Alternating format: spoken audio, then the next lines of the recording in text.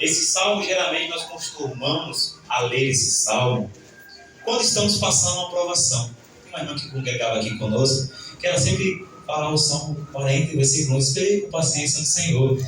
Ele se inclinou para mim e ouviu meu clamor, porque nós costumamos a passar a prova dizendo, eu estou esperando com paciência no Senhor, eu estou orando, esperando com paciência no Senhor. Eu tenho que esperar, né, pastor? E o pastor prega para a igreja, vamos esperar com paciência no Senhor. A gente costumamos ter a visão do Salmo 40 como uma paciência, como um modo de esperar, né? Como um modo de nos comportar no Senhor. Então, o irmão está comportado, ele está passando a prova, né? Ele está numa fase difícil, mas ele está no Salmo 40. Ô irmão, fica no Salmo 40, a gente costuma ouvir isso, né? Nossa, irmãos, eu estou tantos anos no Salmo 40, esperando com paciência no Senhor. Pois bem, isso é verdade, não deixa de ser uma verdade.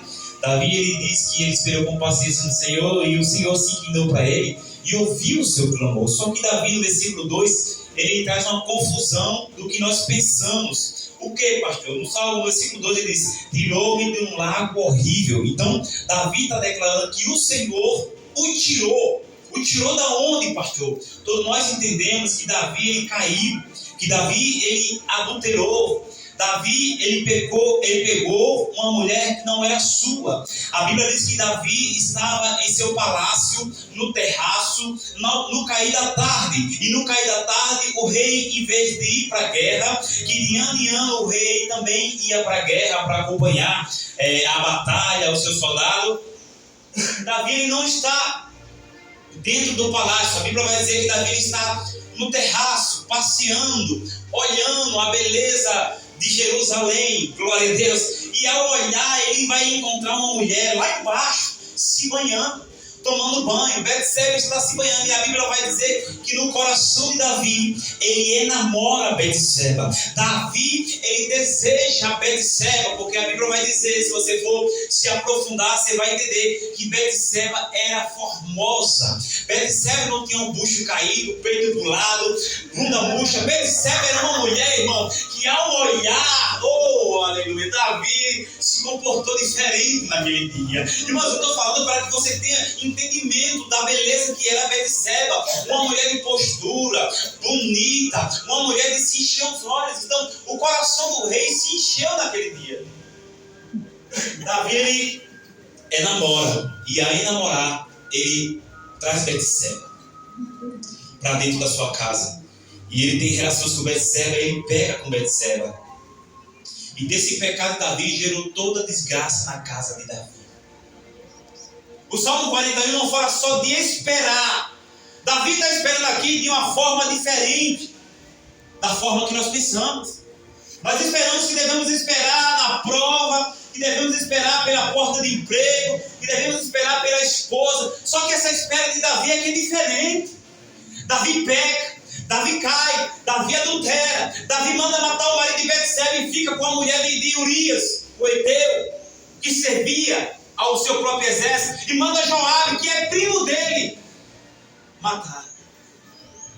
Manda a carta pelo próprio Urias. Urias pega a carta que está selada com o dedo do rei, com o anel do rei, não pode abrir, mas ele leva para Joabe. Eu falei Joabe, foi? Joabe. Eu falei Joabe? Está selado, porque era assim, quando o rei mandava um recado para alguém, não podia abrir a carta, porque estava com a marca do rei. Então ele está levando a sentença dele. E quando ele entrega, Joabe se entende.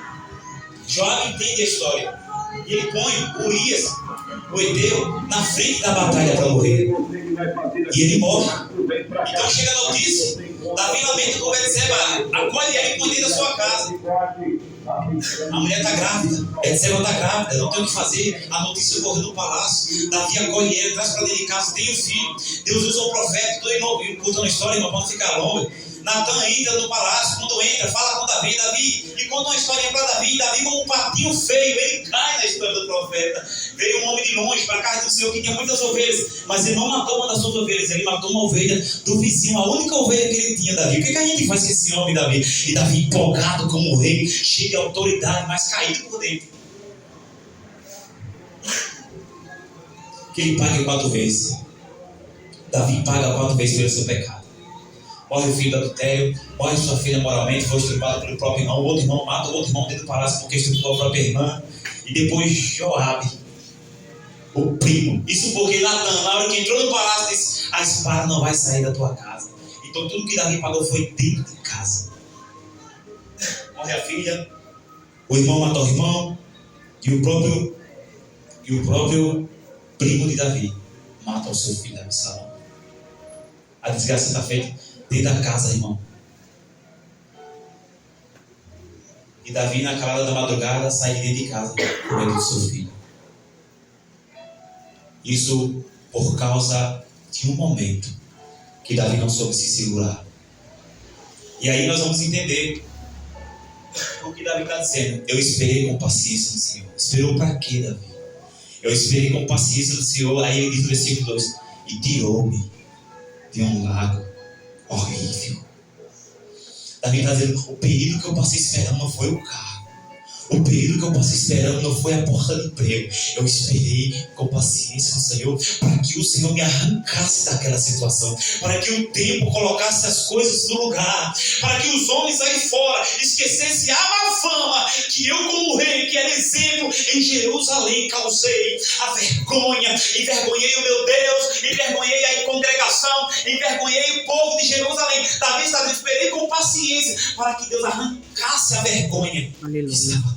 Glória a Deus. É isso que Davi está dizendo. Davi esperou o processo. Davi viveu as humilhações dos seus dias, porque um dia Davi caiu, Davi pecou, Davi entristeceu o coração do Senhor. E Deus disse através da boca do profeta Natan: tu não morrerás, porque Davi era para ser fulminado na hora.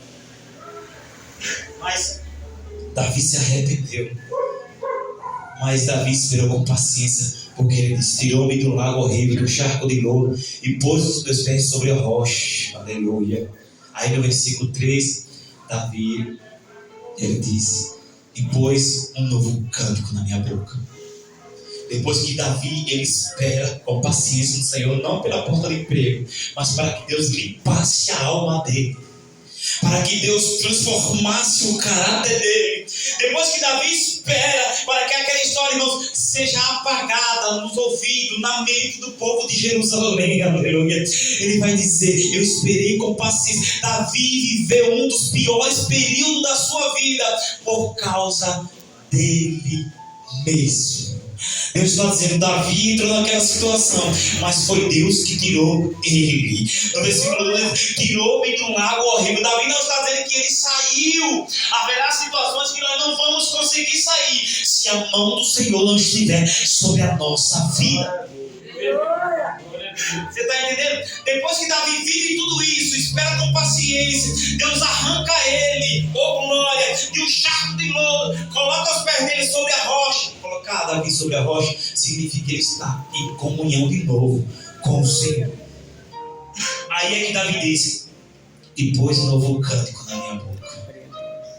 Porque quando estamos em pecado, nós não cantamos para Deus. Quando estamos caídos, nós não cantamos para o Senhor.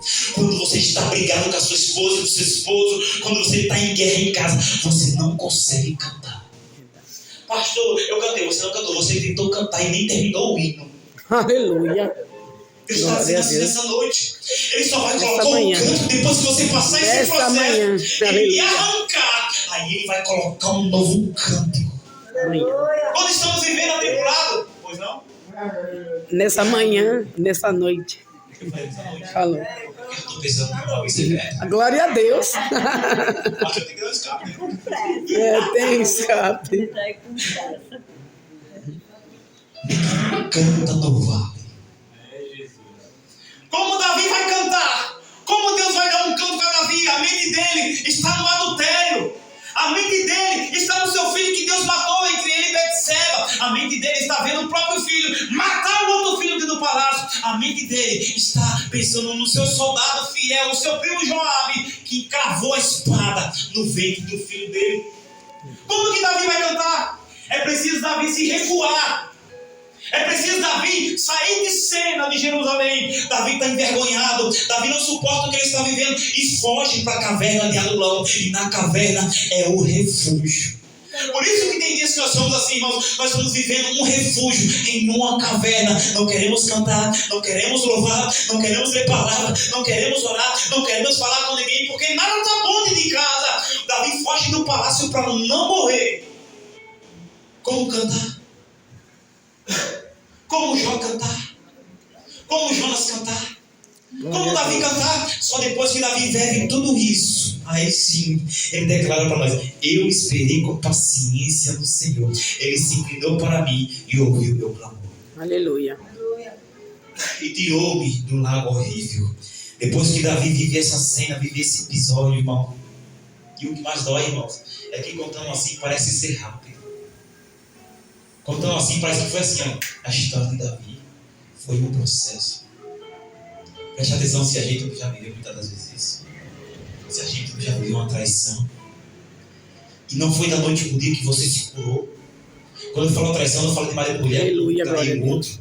Eu falo amigo que lhe apunhalou, que você Aleluia. confiava. Talvez você confiava em Joara, que era seu primo, e ele lhe apunhalou.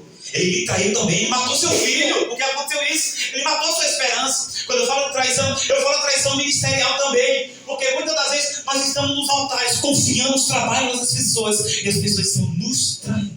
Verdade. E às vezes não é da noite pro dia que você consegue vencer esse processo. Aí Deus está dizendo: então fica na paciência. Não pelo carro, mas para que Deus faça um reboliço desse quadro, essa história na tua vida. Você está entendendo, irmão? Senhor, eu estou esperando com paciência porque o Senhor não me deu o carro. Deus não está falando isso com Davi. Deus está falando: Davi, você está esperando, então espera, porque vai demorar um pouquinho. Eu tenho que ajustar algumas coisas lá em Jerusalém. Eu tenho que mexer algumas coisas no palácio. Davi, fica tranquilo. Tu caiu, tu se machucou, mas tu se arrependeu. E quem se arrepende, irmão, a minha Bíblia diz que encontra graça e misericórdia diante de Deus. Levante a mão se você se arrependeu, aleluia. Levante a mão se você foi alcançado pela graça de Deus, aleluia. Deus bola um plano. E enquanto Deus está trabalhando, Davi está com paciência. Olha para o irmão que está do teu lado aí e diga: espere com paciência. Espere com paciência. Porque o Senhor está criando um plano. Fique em Jerusalém, irmãos. Não é feio. Sabe? Haverá dias, irmãos, que nós vamos ter que procurar a caverna de Adulão.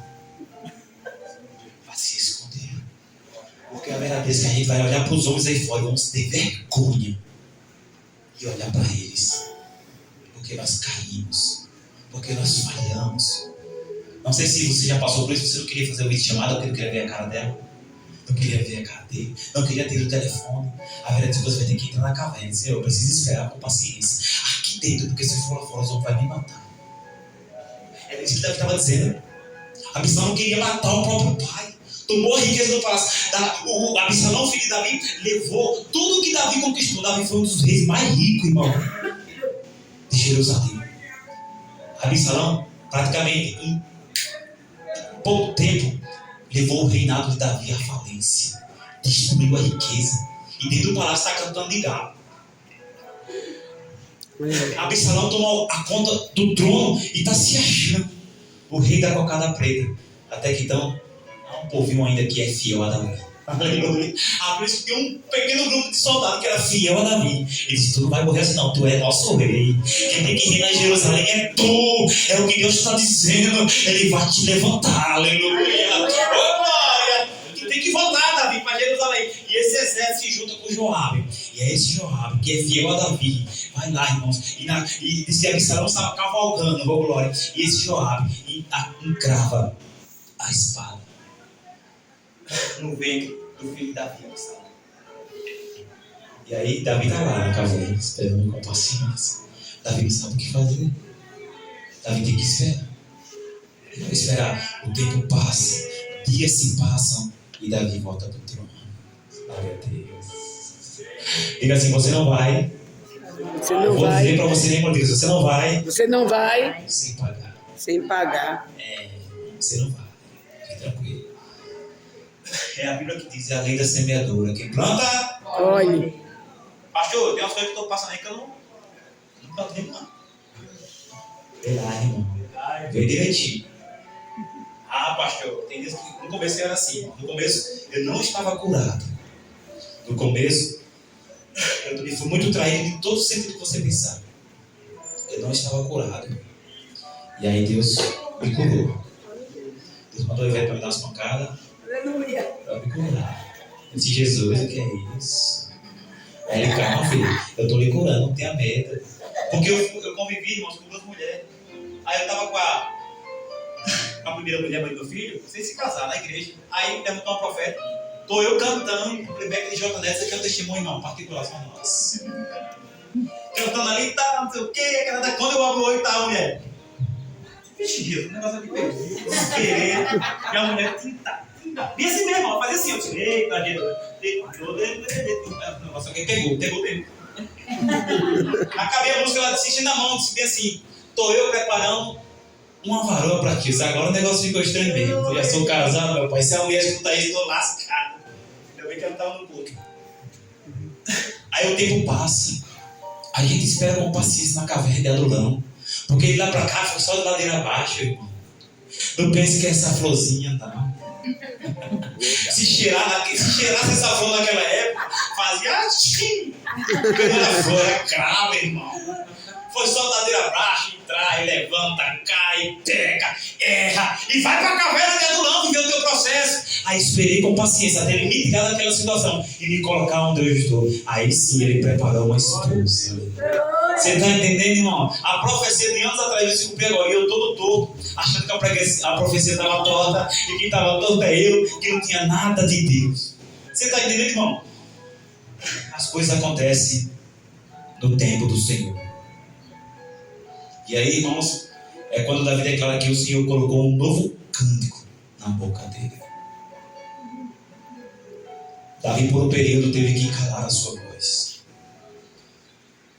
E há períodos, irmãos, na nossa família, há períodos na nossa congregação, há períodos no nosso trabalho que nós temos que se calar para Deus colocar um novo cântico. Não adianta você querer colocar um novo cântico na sua boca. Quem coloca é o Senhor. Porque esse novo cântico de colocar não vem de você colocar um playback ou você cantar. É Deus fazer você entoar um novo cântico. E um cântico de vitória. Não é o cântico da Damares. É um cântico que o Senhor vai te dar.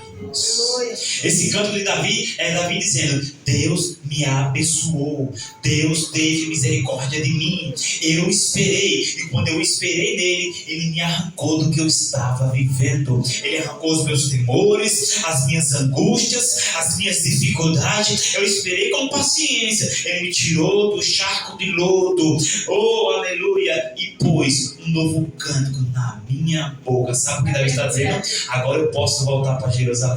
E em Jerusalém eu chamo os músicos, eu monto a orquestra e eles vão cantar para o Senhor. E agora, na presença do Senhor, eu posso bailar e dançar, porque Davi dançou na presença do Senhor. Não como nós que quer dançar uma rocha, mas na presença do Senhor em santidade, né, aleluia. E essa é a palavra que Deus colocou no meu coração. Já vai dar 9 horas ali.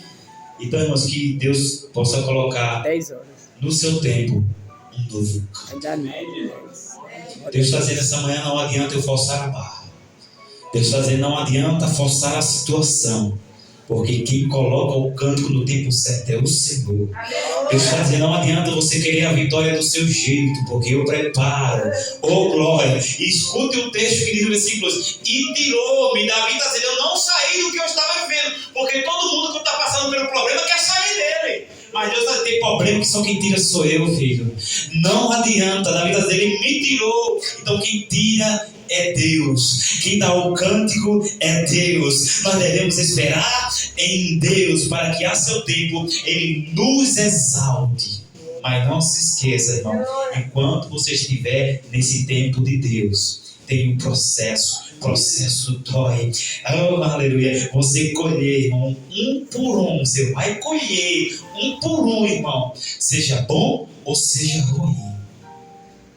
Temos que colher aquilo que plantamos. Foi esse salmista Davi que disse, eu já estou encerrando, Bem-aventurado é o varão cujo pecado é coberto e a transgressão é perdoada. Quem já ouviu esse versículo? Davi está dizendo: bem-aventurado sou eu, que o meu pecado foi coberto diante dos homens, mas a minha transgressão foi perdoada. Olha o que Davi está dizendo: bem-aventurado é o varão, bem-aventurado é o homem, bem-aventurado sou eu. Bem-aventurado é o homem cuja transgressão é perdoada, que o pecado é coberto. Quantas das vezes, aos olhos dos homens, nossos pecados não foram cobertos, mas a nossa transgressão foi perdoada? Quantas das vezes você xingou e ninguém viu? Foi coberto dentro dos homens. Quantas vezes você bebeu e ninguém viu? Foi coberto dentro dos homens. Quantas vezes você pensou mal no seu coração? Foi coberto dentro dos homens. Davi está dizendo isso: bem-aventurado o varão cujo pecado é coberto, mas a transgressão é perdoada. Você foi encoberto dentro dos homens, mas você transgrediu contra ele, mas você se arrependeu. Ele está dizendo: bem-aventurado fui eu que fui perdoado. Você está entendendo, irmão, o que Davi está dizendo? E a Salomão, ele libera a tua palavra: aquele que cobre a sua transgressão nunca prosperará. Quando Deus lhe encobre dos homens seus pecados, você encobre, você não prosperará. Pastor, não vai chegar o carro? Não vai chegar? Não, Salomão está falando disso, irmão. Aquele que encobre a sua transgressão, aquele que encobre os seus pecados, nunca será salvo. Porque a prosperidade espiritual é a salvação. Não é só ser próspero, ser cheio do Espírito, pular, rodar, profetizar, Deus te usa, não. A maior prosperidade espiritual do cristão é ser salvo em Jesus. E ninguém é salvo em pecado, irmão?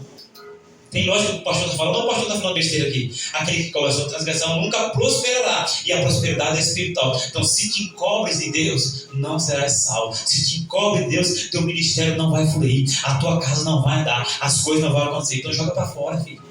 Joga para fora, entra na caverna, se acorda, toma um choque de realidade, vai lá para a caverna do Adulão, tira um período, se entrega para Deus, pede para Deus mudar a história, mas espere com paciência, porque quem vai tirar é Ele. E quando o Senhor tira, irmão, quando o Senhor tira, Ele confunde até os homens.